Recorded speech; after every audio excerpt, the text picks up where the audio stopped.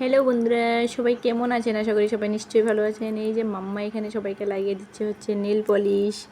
ভীষণ ব্যস্ত, সবাইকে নেল পলিশ লাগিয়ে নিজে থেকে গিয়ে শোকেস থেকে বের করে নিল। বের করে নিয়ে এখন সবাইকে লাগাচ্ছে, মাকে লাগাচ্ছে, বাবুকে লাগাচ্ছে, আমি গেলাম আমাকেও লাগিয়ে দিল।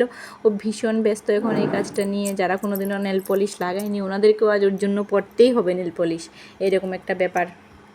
তো এখনও চলছে ওর কাজ। আর যখনই ওর থেকে নিয়ে নিল যে না লাগাতে হবে না, রেখে দিও, ওর তো ভীষণ রেগে টেগে একাকার।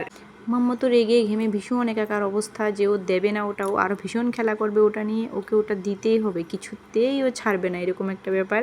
কিন্তু না, আর তো দেওয়া চলবে না, এখন তো ঢুকিয়ে রেখে দেওয়া হবে, কেন কি নষ্ট হয়ে যাবে না বলে এটা। আর মাম্মা তো খেলতে বুঝতে পারবে না হাতে।